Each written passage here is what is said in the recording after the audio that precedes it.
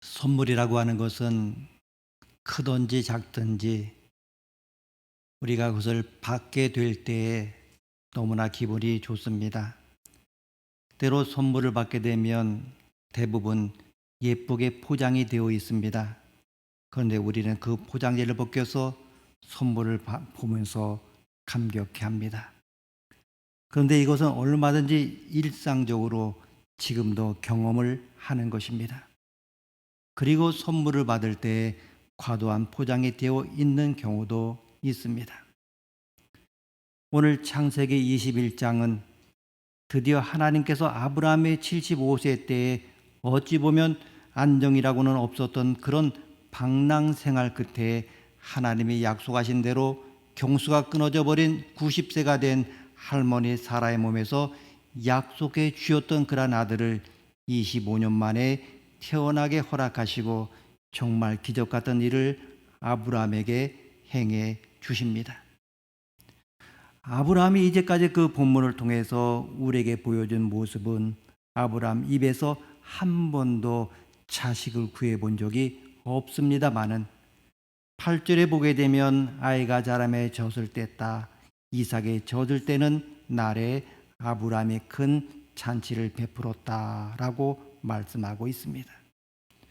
큰 잔치를 베푸는 것을 보게 되면 아브라함 마음에 큰 기쁨이 있었던 것 같고 7절까지 해서 사라의 기쁨을 표현하고 있습니다. 얼마나 기뻤겠습니까? 결혼하자마자 honeymoon 베이비를 쑥쑥 낳는 부부들은 아마 이 기쁨을 이렇게까지 느끼지 못할 것입니다. 25년 만에 기다리던 아이를 보고 또 그 아이가 보통 아이입니까? 내가 구하고 원하지 않았지만은 하나님께서 그 아이를 통하여 복에 거느리는 놀라운 아브라함을 통한 계획을 갖고 계시는, 그래서 그 하나님의 언약을 짊어지고 태어난 아기입니다. 그러기 때문에 얼마나 경사스러운 일이겠습니까? 뿐만이 아닙니다. 오늘 우리가 다 읽지 않았습니다마는 21장 전체로 아브라함에 관한 이야기들 쭉 읽어 내려가다 보게 되면 이제 이삭이 크면서 아마 이스마엘과 충돌이 있었는지 사라가 아브라함에게 와서 하갈과 이스마엘을 내쫓을 것을 부탁을 하고, 그리고 고민하고 있는 아브라함에게 하나님이 나타나셔서 걱정하지 말고 사라가 말하는 대로 다 해줘라. 그래도 내가 이스마엘과 이스마엘의 어머니 하갈의 삶을 책임져 줄 것이고 이스마엘도 너의 씨니까 내가 그게 번성할 수 있도록 이끌고 복을 내리겠다라고 약속을 해 주셔서 아브라함의 떡과 가죽 물통 한 부대를 짊어지우고 집을 내보내게 됩니다. 그러나 이렇게 참으로 어떻게 보면 슬프고 안타까운 그 이별이었습니다마는 하나님의 약속에 담겨지는 그런 이별이었기에 실제로 이스마엘은 번성하게 됩니다. 그런 하나님의 섭리 가운데 놓여지게 됩니다. 그리고 또 놀라운 것은 이 하갈과 이스마엘의 얘기가 끝나자마자 그 사라를 빼앗길 뻔했던 아비멜렉 왕과의 사건을 여러분 기억하지 않습니까? 그 이방 땅에 머물고 있는 아브라함에게 이방 땅의 왕 아비멜렉이 찾아와서 자기가 먼저 화친을 청하게 되고 아브라함이 오래전에 있었던 자기 운물을 아비멜렉의 신하들이 빼앗은 사건에 대해서 이방인으로서 이방 땅의 왕을 책망하는 일까지 벌어지게 됩니다. 가히 우리가 말할 수 있는 것은 아브라함의 전성기라 이렇게 말할 수 있겠습니다. 아브라함의 생애 전성기라고 할 수가 있습니다. 이방 땅의 왕은 와서 아브라함에게 머리를 조아리고 화친을 먼저 청하게 되고 과거의 과오에 대해서 아브라함이 그 이방 땅의 왕을 책망할 수 있는 그러한 상태가 되고 가정 불화에 씌었던 이스마엘의 집을 나가지만은 하나님의 복의 약속을 받고 떠나게 되고 그동안 약속해 주셨던 25년 만에 이루어진 이삭을 보며 큰 잔치를 베풀게 되는 집안의 모든 것들이 세상의 기준으로 볼 때도 부족한 것들이 차곡차곡 하나님의 역사에 의해서 메워져가는 과정을 보게 됩니다. 이런 아브라함의 전성기, 그러나 우리로 하여금 이 믿음의 조상 아브라함은 다시금 고개를 돌려서 그 번영하고 있는 모습, 전성기의 모습, 부족함이 없이 다 메워지고 있는 모습을 떠나서 또 다른 세계를 향하여 우리의 눈길을 끌어가고 있다고 하는 것입니다. 우리가 오늘 읽은 이 마지막에 있는 읽은 부분, 이런 일련의 복되고 형통하는 사건들이 다 이어져 나가고 맨 마지막에 아브라함이 또 하나 눈길을 끄는 행동을 하게 됩니다. 어떤 행동입니까? 에셀 나무를 심습니다. 에셀 나무를 심으면서 거기서 영원하신 하나님의 이름을 부르며 하나님을 또 찬양하게 됩니다. 이것이 무슨 뜻입니까? 에셀 나무로 상징되는 하나님의 이름을 영원하신 하나님이라고 부르면서 찬양하는 이 아브라함의 모습, 결국 무엇을 의미하는 것입니까? 이제까지 아브라함의 이야기 속에서 나타나지 않았던 새로운 하나님의 이름이 등장하고 그 하나님의 모습을 에셀 나무로 표현하고 있는 이 아브라함의 행동을 통하여 우리가 느낄 수 있는 것이 무엇입니까? 결국 아브라함에게는 25년 만에 아들을 얻게 되어 놀라운 기쁨의 잔치를 열게 되는 이 형통의 사건, 가정의 불화이시였던 이스마엘도 하나님이 분가를 시키면서 복을 주시겠다고 약속하신 이 놀라운 일들, 이방의 왕이 먼저 찾아와서 머리를 조아리며 화친을 요청하고 아브라함이 이방의 왕의 잘못을 책망할 수 있는 위치에 올라서게 된 이 모든 현실적인 형통함들이 포장지에 불과했다고 하는 것입니다. 여러분, 포장지, 무슨 포장지입니까? 하나님을 새롭게 발견하게 하고 하나님의 새로운 면모를 보고 나를 향해서 활동하고 사랑하시는 하나님의 또 다른 모습을 통해 그 에셀나무로 표현할 수밖에 없는 모습을 발견하며 마치 이 형통한 현실이라고 하는 포장지를 벗기고 그 현실을 가능케 하신 하나님을 먹는, 하나님을 배우는, 하나님을 정말 진실로 마음에 사모하는 이 아브라함의 모습을 볼 수가 있다고 하는 것입니다. 조그만 일 하나가 형통하게 되어도 우리는 그 형통한 일에 매여서 그 형통한 일에 기쁘고 형통한 일이 정말로 자랑스럽고 그 형통한 일이 나에게 자존심의 근거가 되어지고 세상 사는 보람의 근거가 되어주는데 아브라함은 이 모든 형통의 일을 통해서 하나님의 모습을 발견하고 하나님의 새로운 모습에 감격하고 하나님의 마음으로 먹는 이 현실이라고 하는 포장지를 벗기고 복의 근원이신 하나님을 지금 체험하고 있다는 것입니다. 아브라함에게 이 세상의 모든 현실은 우리처럼 이 세상에서 갖고 있는 꿈을 이루고 이 세상에서 갖고 있는 우리의 소원과 바램과 비전을 이루고 이 세상에서 우리의 목적 의식에 의하여 끌려가는 그런 삶을 성취하겠다고 하는 그런 의미가 아니라 하나님을 발견하는 것이고 하나님을 새롭게 만나는 것이고 하나님의 그 무궁무진하신 모습 속의 한 측면을 날마다 새롭게 만나가는 것입니다. 그래서 시편에 그런 노래가 있지 않습니까? 아침마다 새롭고 늘 새로우며. 여호와 하나님을 만나는 만남이 어떤 만남이냐? 아침마다 새롭고 늘 새로운 하나님, 그 하나님을 발견하고 에셀 나무를 심고 영원하신 하나님이라고 이름을 불렀다고 하는 이야기입니다.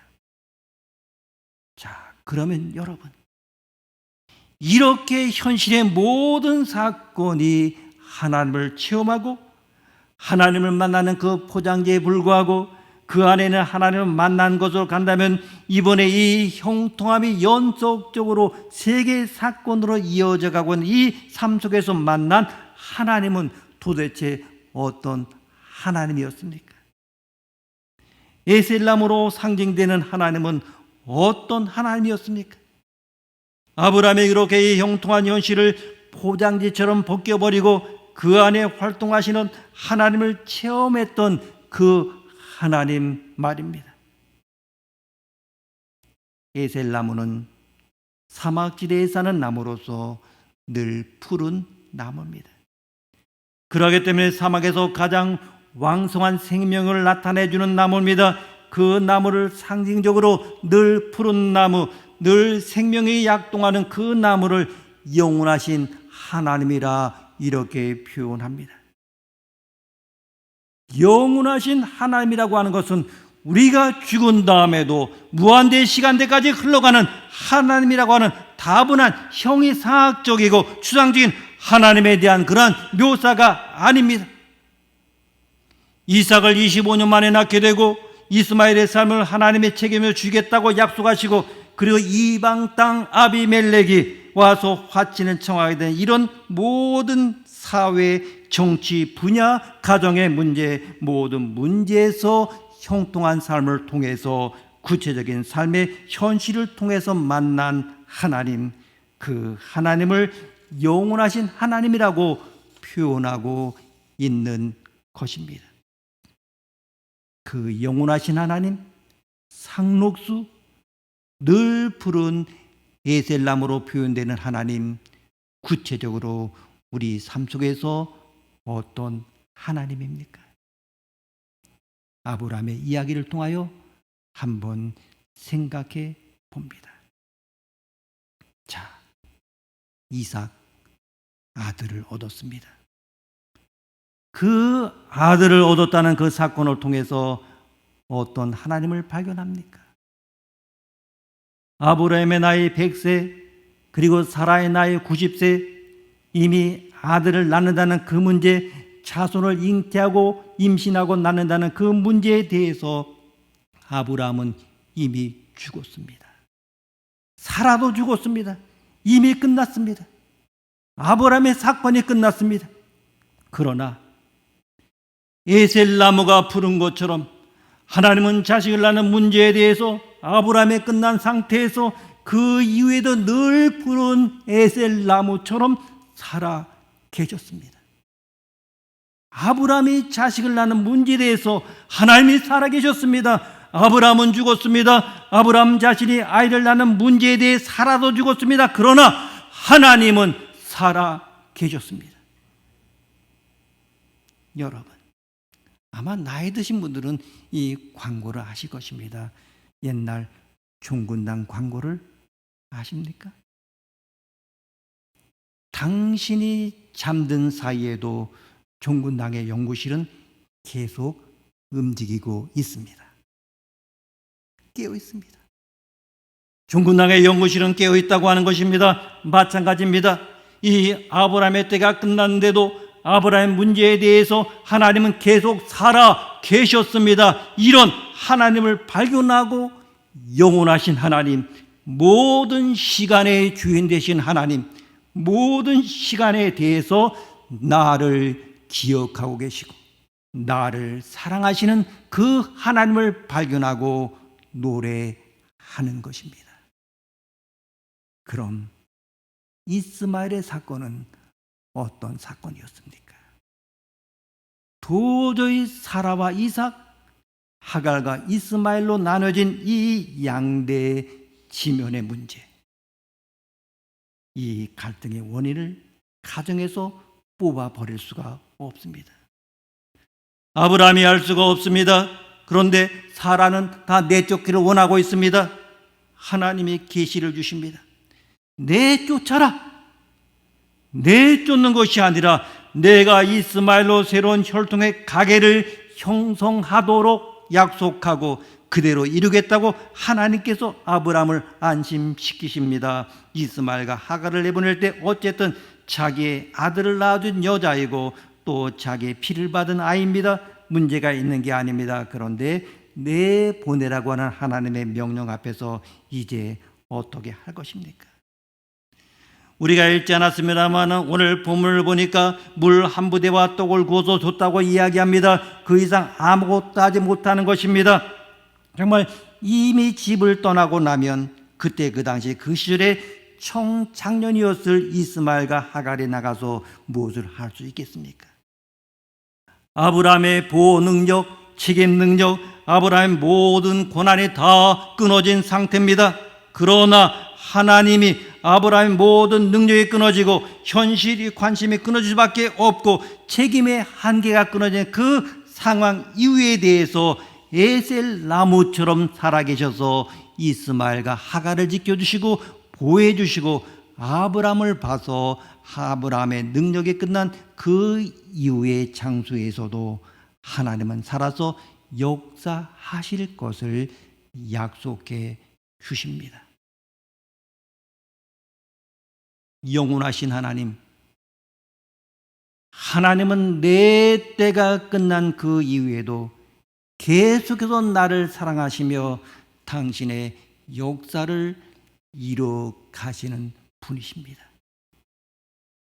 우리가 자식을 기를 때도 그렇습니다.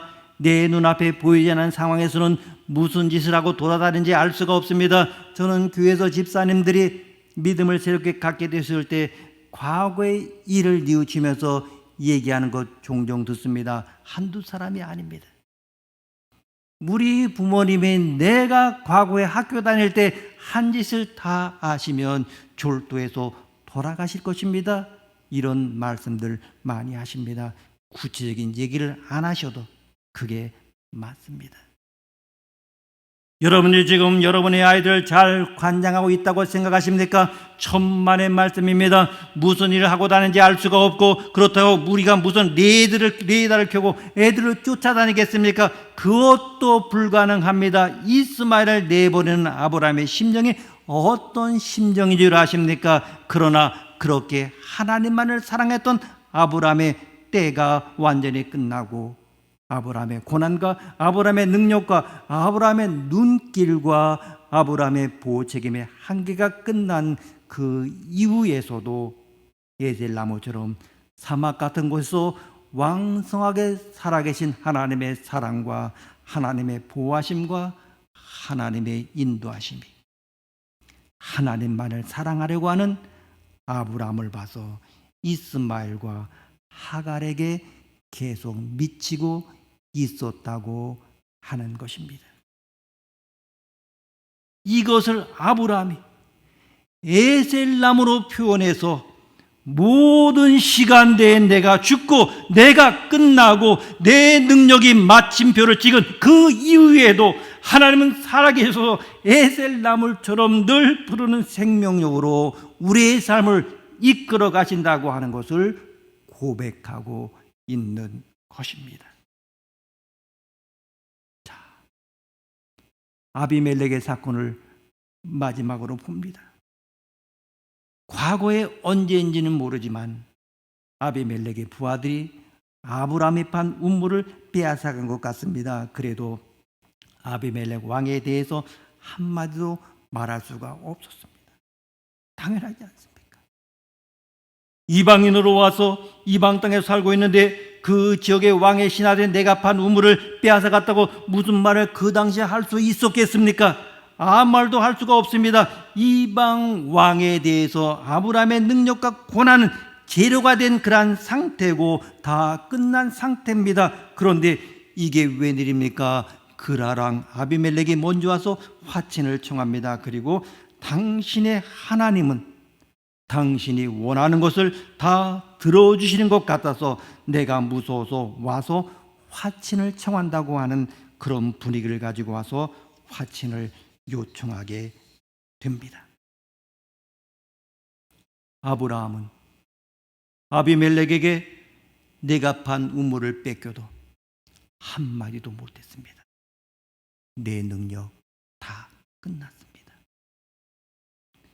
그러나 내 능력이 끝난 바깥의 공간에서 한계를 넘어선 그 공간에서 하나님은 에셀나무처럼 살아서 역사하시고 아비멜렉의 막을 움직이시고 아브라함의 앞에 와서 무릎을 주아리게 하고 우물을 빼앗은 그 사건을 책망할 때에 책망을 받고 사과할 수밖에 없는 그러한 상황까지요 몰고 가시더라고 하는 것입니다.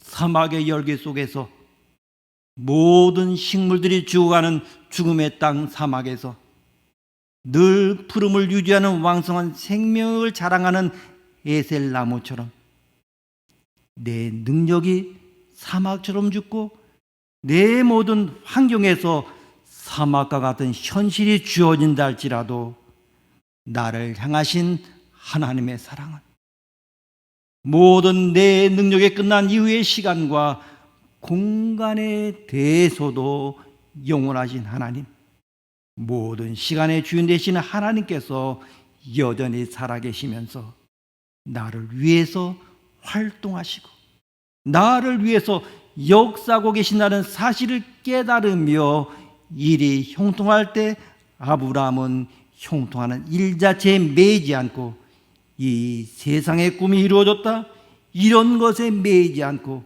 이 세상에서 이루어진 형통한 일들을 포장지처럼 마음에서 버려버리고 그 일을 이루신 하나님을 새롭게 발견하면서 하나님을 마음으로 꿀꺽 삼키며 그 하나님의 달콤함에 마치 포장지를 벗겨서 선물을 기뻐하는 것처럼 하나님의 사랑의 자애로움, 하나님의 인격의 달콤함, 하나님 자신의 달콤함에 다시 한번 우리 조상 아브라함은 매료가 되고 다시 한번 그 상황에 빠져버리고 다시 한번 그 하나님에 대하여 고백하며 21장이 끝나고 있습니다.